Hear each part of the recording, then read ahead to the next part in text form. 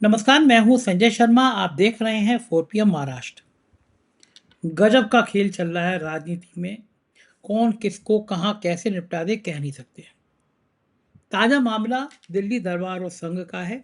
सब एक दूसरे को निपटाने में लगे हैं। दैनिक भास्कर के राजनीतिक संपादक केपी मलिक से जोरदार बातचीत की है। लेके चलता हूँ सीधा उनके पास। 4 PM न्यूज नेटवर्क में बहुत बहुत स्वागत है केपी मलिक साहब आपका। आप रोज मेरी शर्ट की मजाक उड़ाते थे, मेरे कपड़ों की, लेकिन आज खुद आप बड़ी जोरदार शर्ट पहन के आए हैं, इसलिए आज आपको मेरी मजाक उड़ाने का कोई अधिकार नहीं है। बहुत बहुत स्वागत है आपका 4 PM न्यूज नेटवर्क में। संजय जी, मुझे लगता है अगर आप यूं कहते हैं कि आपकी शर्ट मेरी शर्ट से सफेद कैसे, और थोड़ा मजा आता। लेकिन चलिए, अब मुझे तो वैसे ही लग रहा है पुरानी शर्ट है, निकाल के दे दी है हमारी पत्नी ने तो हमने पहन ली है।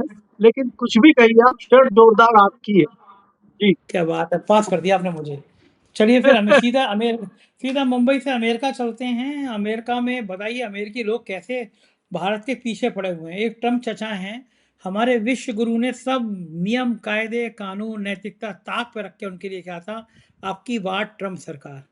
और एक ये ट्रम्प चचा हैं, वो विश्व गुरु के पीछे पहुंच गए और हमारे प्यारे प्यारे भागवत जी अमेरिका जा रहे हैं। और अमेरिका की संस्था में एक संस्था ने, प्रमुख संस्था ने आरएसएस पर प्रतिबंध लगाने की बात कह दी। ये लोह पुरुष की आत्मा अमेरिका तक पहुंच गई। सरदार पटेल ने प्रतिबंध लगाया था। है प्रियांक जी जो है वो कह रहे हैं कर्नाटक में प्रतिबंध लगना चाहिए, और अब अमेरिका में भी भागवत जी के पहुंचने से पहले अमेरिका में कह रहे हैं कि भैया इस संगठन पर प्रतिबंध लगना चाहिए। लगना तो चाहिए, वैसे हरकतें तो हैं भाई इन लोगों की, लेकिन ये अमेरिका में भागवत के पहुंचने से पहले ये हरकतें शुरू हो गई, ऐसी मांग शुरू हो गई। इस पे आपका क्या कहना है? संजय, देखिए, दो चीजें हैं इसमें। अगर हम देखें जिस प्रकार से देश में भारतीय जनता पार्टी की सरकार चल रही है, और जो तमाम एजेंसियां हैं, तमाम एनजीओज हैं, तमाम ग्रुप हैं, तमाम हमारी संस्थाएं हैं, उनकी साख जिस प्रकार से गिरी है, उससे आरएसएस भी कहीं बची नहीं है। आप ये देखिए, सुप्रीम कोर्ट के चीफ जस्टिस हमारे भारत में ही हैदराबाद में जाते हैं और छात्र विरोध कर देते हैं उनका। मुझे तो याद नहीं आता कि चीफ जस्टिस का कभी पहले इस तरह से विरोध हुआ हो। कोई छोटा मोटा विरोध कहीं हुआ मुझे ध्यान में नहीं आता, लेकिन इस तरह का विरोध होना। आप चुनाव आयोग के बारे में कभी इतनी खराब खराब टिप्पणी आपने सुनी हो? चाहे सीबीआई हो, चाहे ईडी हो, जिस प्रकार से आज सवाल उठ रहे हैं, तो उससे आरएसएस भी अछूता नहीं है। मोहन भागवत जी पहली बार विदेश जा रहे हैं, मोहन भागवत जी पहली बार इस तरह के कार्यक्रम में जा रहे हैं, ऐसा नहीं है। लेकिन इतना मुखर होकर इस प्रकार से का विरोध उस देश में होना, जहां पे आपने सही कहा कि चुनाव का प्रचार करने हमारे प्रधानमंत्री गए थे, और वो तो उनके परम मित्र हैं। वो तो कहते हैं कि भाई हमारे मित्र हैं ट्रंप साहब। वो तो आपने देखा ही था सिंदूर में, ऑपरेशन सिंदूर के तहत कितनी बढ़िया मित्रता उन्होंने निभाई थी। और वो अगर इनके जाने से पहले, इनका 25 तारीख से दौरा शुरू होगा और 29 तारीख को न्यूयॉर्क में जा रहे हैं, उससे लगभग 8-9 दिन पहले इस तरह की चर्चाएं होना और इस तरह का मैसेज देना जताता है कि स्थिति बहुत भयंकर है। और क्या ये वहां की बिना राजनीति के, बिना ट्रंप के इशारे के हो रहा है, या ट्रंप के इशारे पे हो रहा है? क्या ट्रंप की मानसिकता कुछ और है कि इसके बहाने भारत पे दबाव बनाया जाए, भारत की सरकार पे दबाव बनाया जाए? क्योंकि उनको भी भली भांति पता है कि आरएसएस भारतीय जनता पार्टी की और मोदी को निर्देश देने का कार्य करती है। तो अगर हम वार करेंगे, अगर हम दबाव डालेंगे मोहन भागवत पे, तो एक दबाव एक हिसाब से मोदी पे होगा, भारत की सरकार पे होगा। तो क्या इस तरह की मानसिकता लेके अमेरिका की सरकार चल रही है, या अमेरिका की जनता चल रही है?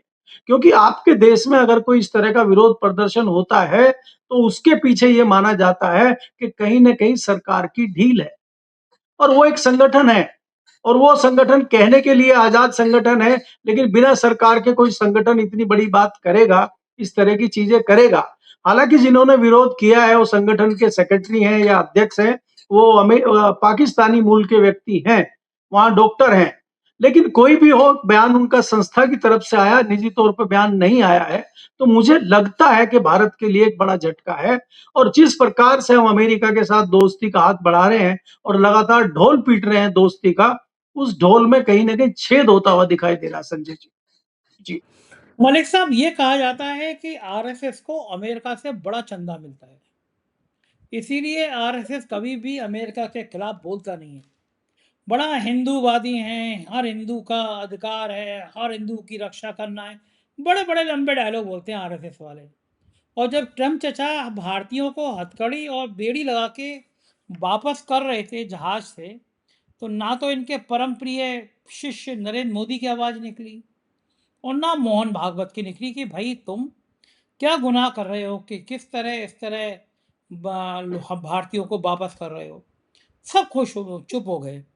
क्या लगता है कि भागवत जी का कुछ अमेरिका से ज़्यादा टाँका भिड़ा हुआ है? संजय जी, आप पुरानी बात बता रहे हैं कि जो डिपोर्ट किया गया था भारतीयों को, अभी लेटेस्ट है कि 5,000 लोगों को चंद दिनों के अंदर भेजा गया है भारत में वापस, और कानों कान खबर नहीं है लोगों को।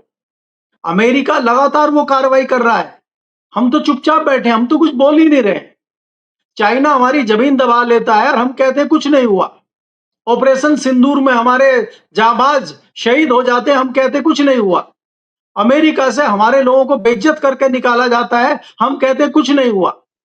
तो हम तो कह रहे हैं कुछ हुआ ही नहीं है। आरबीआई की रिपोर्ट आ रही है कि आरबीआई ने सोना बेच दिया, हमारी सरकार और आरबीआई कह रहा नहीं कुछ नहीं हुआ, हमने तो 1 ग्राम भी सोना नहीं बेचा। तो आप क्या क्या कहां कहां देखेंगे? इनको तो समझ में आ गया है कि झूठ बोल के निकल लीजिए, और वो झूठ जब खुलेगा खुलता रहेगा, तब तक तो गंगा में बहुत पानी बह चुका होगा। आप ये देखिए कि ये जो समाचार आज आया है, ये किस ओर इंगित करता है, इशारा क्या करता है? एचडीएफसी बैंक के बोर्ड मेंबर में शामिल हुए हैं आपके परम मित्र पुराने राजीव कुमार जी, जो चुनाव आयोग में सेवा दे के गए हैं। और आज ही खबर आई है कि एलआईसी से कहा गया कि जो आपके शेयर हैं करीब 3% एलआईसी में, एचडीएफसी बैंक के पास जो 3% है, उनको बढ़ाइए और लगभग 10% करिए उसको। 10% पूरा नहीं कहा कि हल्ला ना मच जाए, 9.99 उसमें अपनी वो बढ़ाइए, आप शेयर बढ़ाइए। तो आप ये देखिए कि एलआईसी जो है अपना पैसा एचडीएफसी बैंक को देगी, प्राइवेट बैंक है और वहां राजीव कुमार जी बैठे हुए हैं। ये मैं निजी तौर पे आपको बता रहा हूं, अभी कोई इस तरह की बड़ी खबर नहीं आई है। खाली इतनी सूचना है कि निर्देश दिया गया है। ये निर्देश देने वाला कौन है? एचडीएफसी बैंक से क्या होगा? ये जो हिस्सेदारी बढ़ेगी, ये जो पैसा आएगा, ये कहां जाएगा? राजीव कुमार जी क्या करेंगे? ये आपको कुछ दिन बाद दिखेगा, जब खेला हो चुका हो। आपको पता है संजय जी, जो हम सनातन का और हम वेजिटेरियन का ढोल पीटते हैं, पिछला हमारा कॉमर्शियल साल गया है, उसमें दुनिया में सबसे बड़े हम मीट के एक्सपोर्टर हैं, और वो भी भैंसे का और भैंस का मीट। और पिछले जो तिमाही के नतीजे आए हैं, उसमें और भी ज्यादा हैरान करने वाली बात है कि 3 महीनों में 30% बढ़ गया हमारा एक्सपोर्ट। हम नंबर 1 पे हैं, ऐसा नहीं है कि आप हर चीज में हमें नंबर 2 और ये बताएंगे। हम नंबर 1 कई सारी चीजों में हैं। 1 मिनट। मैं आपकी इस गतिविधि में कोई भाग नहीं लूँगा। मैंने कल भी बहुत बढ़िया कबाब खाए हैं, भैंसे की कबाब थे। तो कुछ लोग मेरे दोस्त मुझे गाली दे रहे हैं पंडित होके, सावन में तुमने भैंसे के कबाब खाए हैं। हमारे माननीय प्रधानमंत्री जी ने घोषणा की है कि भारत के लिए ये गौरव की बात है कि बीफ में हम लोग दुनिया में बहुत तेज़ी से आगे बढ़ रहे हैं। तो मेरे जैसे ब्राह्मण इसमें बहुत बड़ा योगदान दे रहे हैं इस कारोबार को बढ़ाने में। तो आप इसलिए बीफ की आलोचना में मैं आपका साथ नहीं दूँगा, आपको जो कहना हो कहते रहिए। नहीं, नहीं, मैं आलोचना नहीं कर रहा हूं संजय जी, मुझे कोई आपत्ति नहीं है। मैं तो ना खाता हूं ना खिलाता हूं, और मुझे कोई आपत्ति नहीं है। लेकिन हमें दूसरी चीजों में, एक्सपोर्ट में भी नंबर 1 होना चाहिए संजय जी। संजय जी, जो हम फसलें भेजते हैं, जो हम फल भेजते हैं, चाहे वो चाइना हो, चाहे वो सिंगापुर हो, वो हमारी कमियां निकाल के वापस भेज दे रहे हैं। वो किसी में कह रहे हैं पेस्टिसाइड की मात्रा ज्यादा है, कोई कह रहा है कि आपका बीज अच्छा नहीं है, कोई कह रहा है आपका फसल सड़ी हुई है। वो जो वहां से रिटर्न हमें आ रहा है, किसानों को जो नुकसान हो रहा है, किसान जो बर्बाद हो रहा है, उस पर भी विचार होना चाहिए ना। केवल आप भैंसे के मीट में नंबर 1 हो जाएंगे और अपना ढोल पीटेंगे, ये जरूरी नहीं है ना। जिसमें हम नंबर 1 होते थे, जिस चीजों में भारत का नाम था, हम यहां से अपनी जीन से भेजते थे, अपनी फसलें भेजते थे, अनाज भेजते थे, वो सब वापस आ रहा है हमारा। चाहे टर्की हो, चाहे चाइना हो, चाहे जापान हो, चाहे सिंगापुर हो, सब वापस कर रहे हैं। क्या इस पे भी सरकार ने विचार किया है? मेरा कहने का मतलब ये है। आप ये देखिए कि चीनी एकाएक पिछले कुछ दिनों में 30% रेट बढ़ गए हैं। और गन्ना किसान रो रहा है, उसको पेमेंट नहीं मिल रहा है और चीनी बढ़ रही है और हम कह रहे हैं कि एथेनॉल बना रहे हैं। आप ये देखिए कि ये ट्रांजैक्शन किस तरीके से घूम रहा है कि हम जो है चीनी को रोक के, चीनी को कम करके, चीनी का उत्पादन कम करके एथेनॉल बना रहे हैं। और एथेनॉल के बावजूद, मिलाने के बावजूद पेट्रोल के रेट कम ही नहीं आ रहे। जो आप कह रहे थे 15-20 रुपया पर लीटर हो जाएगा, मंत्री जी ढोल पीट रहे थे, गडकरी गाना बना रहे थे, वो तो 100 रुपए से भी ऊपर बिक रहा है और लोगों की गाड़ियां खराब हो रही हैं और ना कोई कंपनियां खुश है ना किसान खुश है। कंपनियां सिर्फ इसलिए एथेनॉल बना रही हैं कि सरकार ने मोटी सब्सिडी उसको दी है, किसान खुश नहीं है। किसानों ने धीरे धीरे उत्पादन कम कर दिया है गन्ने का, संजय जी, पिछले साल से कम उत्पादन हुआ है। अभी त्योहारी सीजन शुरू हो गया है, चीनी की डिमांड बढ़ रही है, ऐसे में सरकार डर गई है। अब सरकार खोलने जा रही है, बाहर से इंपोर्ट खोल देगी चीनी का। अब आप सोचिए कि जब चीनी बाहर से आनी शुरू हो जाएगी, हमारे रेट फिर डंप आ जाएंगे नीचे और फिर हमारा वही हो जाए, किसान बर्बाद हो जाएगा गन्ने का। आप ये सोचिए कि सीजन खत्म हो गया है, आपके उत्तर प्रदेश में ही बजाज की और मोदी की चीनी मिलें हैं, उन्होंने अभी तक किसान को पेमेंट नहीं किया। और किसान का दुर्भाग्य देखिए कि उसके जो रेट है, उसके जो दाम है, वो भी तय सरकारें करती हैं। जो उसका प्रोडक्ट है, वो प्रोडक्ट की कॉस्ट क्या आएगी, ये तय करने वाला दूसरा व्यक्ति है। एक हलवाई होता है जो समोसा बनाता है, वो कहता है 8 रुपए खर्च हुए हैं, 8 रुपए की लागत आई है मेरे समोसे की, अब मैं 10 रुपए का समोसा बेचूंगा, 2 रुपए का मुझे लाभ प्राप्त होगा और मैं अपने रेट पे 10 रुपए समोसा बेचूंगा। किसान कह रहा मेरा गन्ना उगा रहे हैं, 600 रुपए का लागत आ रही है और गन्ना सरकार कह रही नहीं, आप 500 रुपए बेचोगे, 100 रुपए नुकसान में आप बेच। तो ये सरकार की नीतियां हैं गन्ना किसान को बर्बाद करने के लिए। तमाम किसान दूसरी फसलें करते जा रहे हैं। आपने सारी फसलें बदल बदल के लोगों का नाश कर दिया। जहाँ पे आप कपास उगाते थे, वहां पे दालें उगाते थे, वो सब बंद करके आप दूसरी फसलें उगवा रहे हैं। आपने तिलहन उगवाया और वो तेल सब रिजेक्ट होके जापान से, सिंगापुर से वापस आ रहा है और किसान के मत्थे पड़ रहा है। किसान बर्बादी की ओर तेजी से अग्रसर है, संजय जी, और सरकार ढोल पीट रही है नॉन वेज का। तो फिर सनातनी मत कहो ना, फिर आप वेजिटेरियन मत कहो, जब आप खुलेआम कहो कि हम तो मीट एक्सपोर्टर हैं। आप जो हो ना, आप पिछले ख़यालात के हो, हमारे योगी जी मॉडर्न ख़यालात के हैं। देखिए, अगर योगी जी भी आपकी तरह होते, तो हर मॉल में आपकी तो बुरा मत मानना, देखिए आपकी उम्र से मैं ताल्लुक़ नहीं कर रहा, मैं आप पुरानी वाली संस्कृति की बात कर रहे हो, जिसमें मीट-पीट मत खाओ, वो आजकल मॉडर्न है। मैं तो गया था गोवा में पिछले दिनों, मैं उतरा, बाहर बोर्ड लगा हुआ था, यहाँ बीफ के कबाब मिलते हैं। मुझे लगा कि मैं अभी भी सिडनी में ही हूँ, वहाँ तो बीफ भी मिल रहा था। मुझे नहीं लगा, मैं तो गोवा में आ गया। मैं कहा बाप रे! गोवा में बीफ बिक रहा है? ये सरकार किसकी है? मुझे आता है ये तो बीजेपी की सरकार है। गोवा में बोर्ड लगा के बीफ के कबाब मिल रहे थे। फिर मेरे को अरुणाचल से एक मेरे मित्र आई ऐसा है, वहाँ तो वो गौ माता का जो हाल होता है सब पता ही है सबको। लेकिन योगी जी मॉडर्न ख़्याल के हैं। मॉडर्न ख़्याल के इसलिए जैसे उन्होंने ये मॉल-वॉल बनाए, सबको लगता था कि योगी जी यहाँ पे जैसे घुसोगे मॉल में तो गाय का दूध मिलेगा, गौमूत्र मिलेगा, गोबर के पार्ट मिलेंगे। लेकिन लखनऊ के किसी मॉल में इस ख़्याल को, सोच को नहीं करना, ये पुरानी सोच है। लखनऊ के बार में चमचमाती वाइन की बोतल मिलेगी, बढ़िया स्कॉच मिलेगी। मैं तो एक बार जब खुली थी, मैं तो उत्सुकतावश गया था, बहुत सुंदर एक वाइन की बॉटल लेकर आया था मॉल से। मैं कहा यार, उत्तर प्रदेश में योगी जी के मॉल से मैं वाइन खरीदूँ, इसका भी सुख अलग है। तो मुझे लगा किसी मॉल में तो गौमूत्र होगा, गोबर होगा, दूध होगा। किसी मॉल में गाय की कदर नहीं, शराब की कदर हर जगह। प्रेम कराती बैर कराते मंदिर मस्जिद, प्रेम कराती मधुशाला। समझिए, समझिए अब मलिक साहब, मॉडर्न ज़माना केवल योगी जी को समझिए आप। और उसी चीज पे आप केजरीवाल को जेल भेज देते हैं। सतेंद्र जैन को आपने दोबारा अरेस्ट कर लिया उसी चीज में और खुद आप बेच रहे हैं। तो वो तो दोहरा विपक्ष में है चरित्र ना, कैसे? विपक्ष के नेता जेल जाएँगे, सत्ता के पक्ष में थोड़ी ना जाएँगे। सत्ता वाले मौज काटेंगे, सत्ता वाले माल बेचेंगे, सत्ता वाले शराब बेचेंगे, विपक्ष वाले जेल में जाएँगे। शराब का धंधा बड़ा चोखा है। कोरोना काल जैसे ही खत्म हुआ, सबसे पहले दूध की दुकानें नहीं खुली उत्तर प्रदेश में, शराब की दुकानें खुली। शराब से जितना बड़ा रेवेन्यू आता है, वो सँभाल के रखा जाता है। तो आप विपक्ष के लोग जेल जाएँगे और सरकार के लोग माल बेचेंगे, शराब बेचेंगे। बढ़िया है संजय जी, ये तो देखिए विपक्ष के लोग जेल जाएं और सत्ता पक्ष वाले शराब बेचें, दूसरी और चीजें बेचें, प्रतिबंधित दुनिया भर की जो चीजें हैं, वो खुलेआम बेचें। मैं गांजे की या बात नहीं तो कर रहा, मैं गांजे की बात नहीं कर रहा, बिल्कुल भी आप मेरी तरफ इशारा मत करिए। उसने तो गांजे का गांजा नाम लिया गांजा ही नहीं किसी ने। मैंने तो ट्वीट किया कि गांजे को राष्ट्रीय नशा घोषित कर देना चाहिए। हुँ। अभी एयर इंडिया का एक चालक आया, वो नीचे गुड़ुक कर लिया जहाज को, पता लगा गांजा पिए हुआ था। नहीं कुंभ तो के संजय जी मेले हमारे में लिए तो कुंभ के प्रतिबंधित है मेले तो में मैं बड़े आज तक नहीं समझ पाया मलिक साहब, साधु संतों को नशे की जरूरत क्या है? क्या परमात्मा का नशा कम है? जिसके दिमाग में परमात्मा का नशा आ जाए, तो फिर किसी और नशे की जरूरत क्या है? लेकिन वो वहां पे परमात्मा का चिलम नशा पी हो नहीं रहा ना। चिलम तुम्हारा चिलम पी रहे हैं, वो गांजा फूक के पी रहे हैं, वहां पे चरण छू रहे हैं वो उनके, कि इन गजेड़ियों को हम महात्मा माने, इन गजेड़ियों को हम आध्यात्मिक गुरु माने। क्या हम कैसे, मतलब हम डरते हैं बोलने में।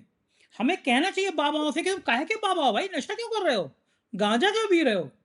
और इतना ही अगर गांजे में भक्ति है तो गांजा को राष्ट्रीय नशा घोषित कर दो। हर घर में एक गांजे की चिलम रखनी चाहिए। जिस घर में गांजे की चिलम नहीं, वो घर भारतीय संस्कृति का प्रतीक नहीं। भाई जो हमारे महात्मा करते हैं वही तो हमें करना चाहिए। महात्मा कर रहा था, हमें भी यूं करना चाहिए।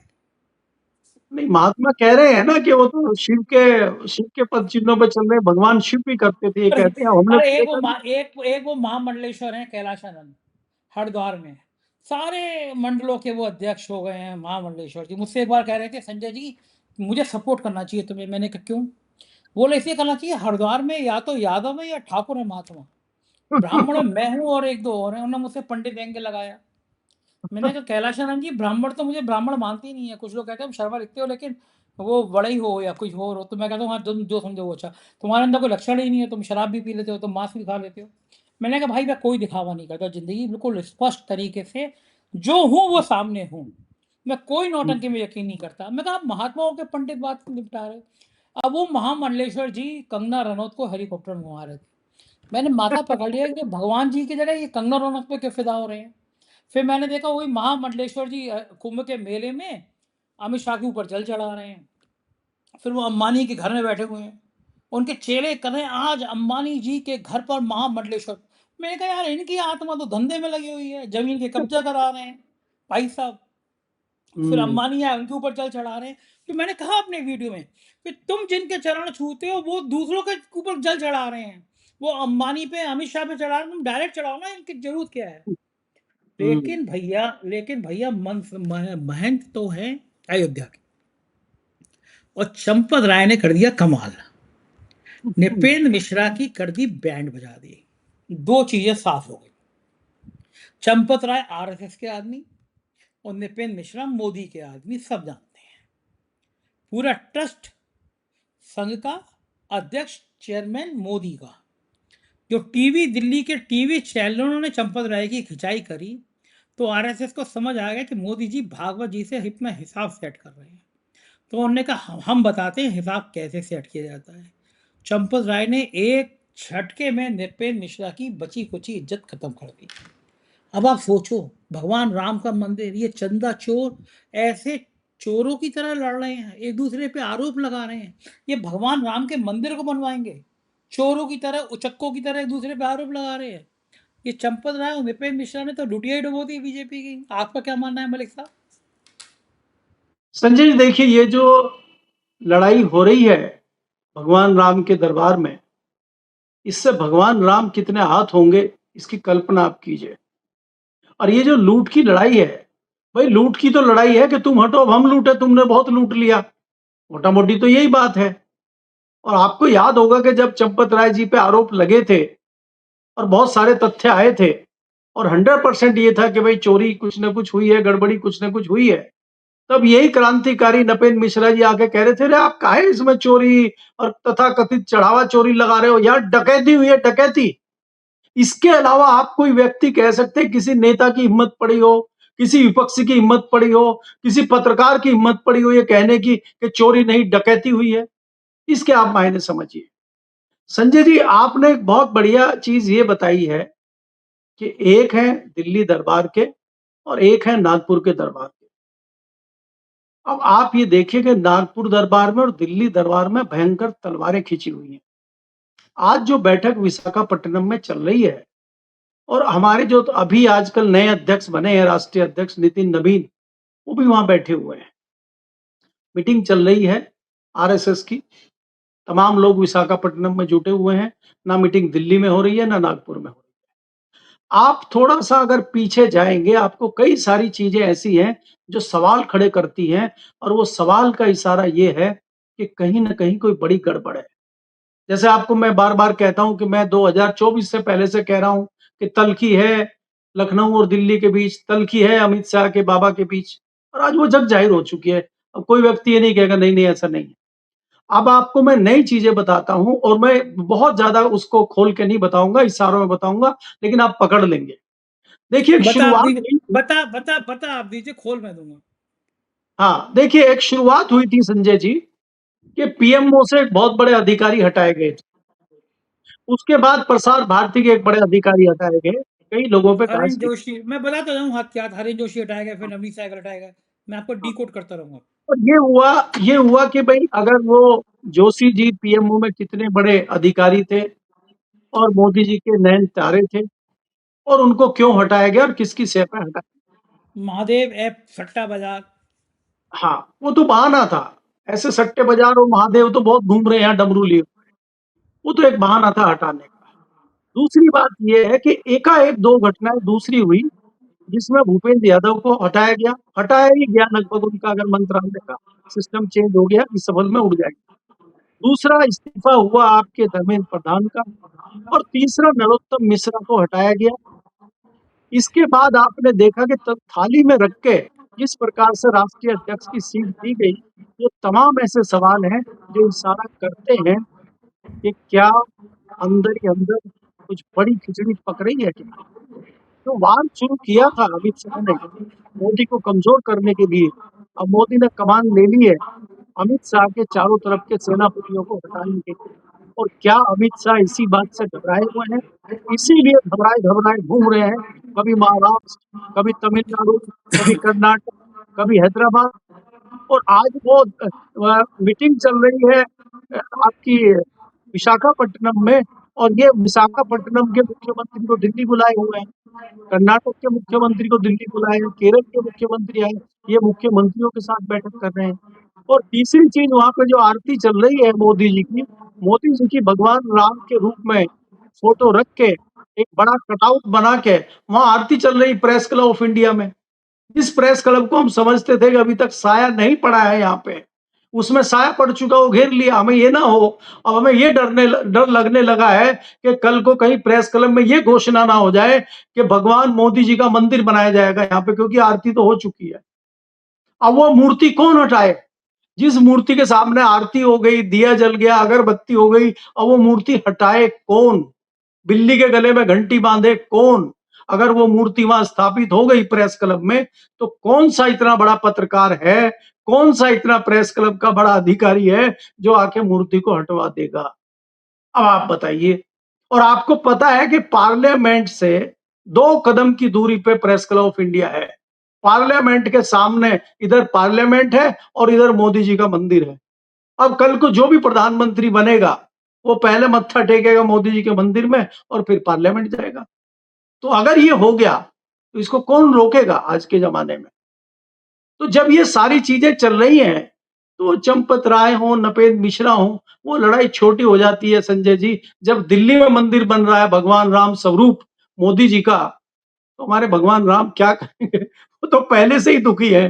वो तो अपना घर टूटने से, अपना नया घर बनने से, नए घर में पानी टपकने से, नए घर में चोरी और डकैती होने से, वो तो पहले ही परेशान है।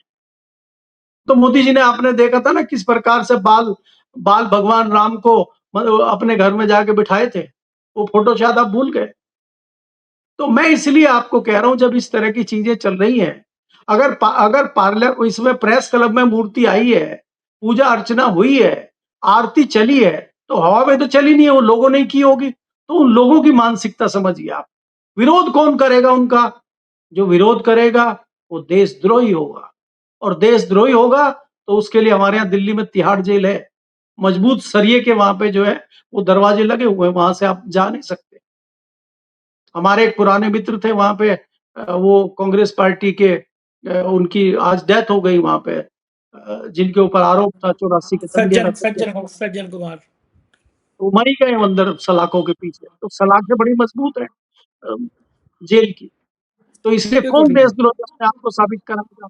अब आप देखिए आज अमित शाह जी ने एक एएनआई को बुला के कहा ना कि कांग्रेस ने इतना बड़ा देश विरोधी फैसला लिया है कि वो वंदे मातरम के सिर्फ 2 छंद गाएंगे। अब हमें वंदे मातरम गाने पर देश विरोधी घोषित हो रहे हैं। अगर कोई स्कूल की बात कर दे, कोई कानून व्यवस्था की बात कर दे, कोई जंतर मंतर की बात कर दे, कोई राम मंदिर में चोरी की बात कर दे, तो उससे बड़ा देश विरोधी कितना होगा? कौन होगा इतना बड़ा देश का विरोधी? और कौन जाएगा जी? ठीक बात है, बिल्कुल सही बात है कि वंदे मातरम पूरा गाना ज़्यादा ज़रूरी है, चंदा चोरी ज़्यादा ज़रूरी नहीं है, भगवान राम का माल निपटा दो, वो ज़्यादा ज़रूरी है। बहुत-बहुत शुक्रिया मलिक साहब, बातचीत की आपने। ये थे केपी मलिक जी, पूरी बातचीत आपने सुनी। मुझको यकीन है ये बातचीत आपको पसंद आई होगी। आनी भी इसलिए चाहिए क्योंकि भारत की राजनीति की कहानी है। ये चोरों की कहानी है। अब सोचिए गोवा में भाजपा की सरकार में बीफ बिकता है और यहाँ पे बीफ के नाम पर क्रांति होती है। क्या-क्या खेल हो रहा है? आप क्या सोचते हैं? कमेंट करके ज़रूर बताइए। शुक्रिया, थैंक यू।